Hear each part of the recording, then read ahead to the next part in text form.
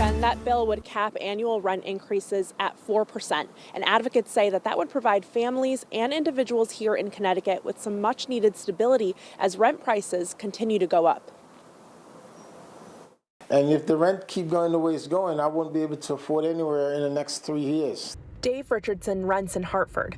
Living on a fixed income, one of his biggest fears is his rent increasing significantly, like he's seen happen to others around him. You can't even go buy clothes, groceries and all that. It would affect your life significantly. It would make it virtually impossible for me to live. And advocates say he's not alone.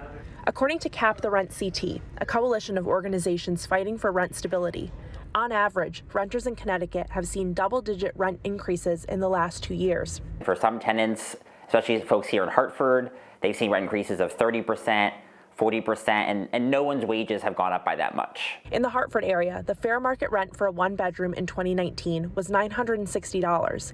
In 2023, it's $1,207. For every $100 kind of like amount that rent goes up, there's a 9% increase in homelessness. That's why the coalition is backing a bill that would cap annual rent increases at 4% plus inflation, though they would like to see it capped at even less than that.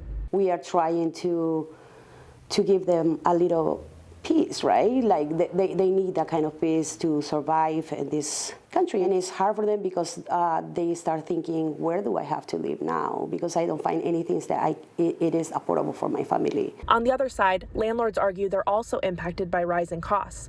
Higher taxes, electricity rates, insurance rates, and more make it difficult to keep rent low. This inflation is horrible. I mean, it makes us all enemies. You know, we're all being eaten by the same monster slowly. What happens is at some point, you know, if the rents can't keep up with the expenses, something has to give. John Souza, president of the Connecticut Coalition of Property Owners, will be testifying against the bill, saying there are other solutions to the problem. We have to encourage more housing of all types. That's really the only way to solve the problem for everybody. It really is.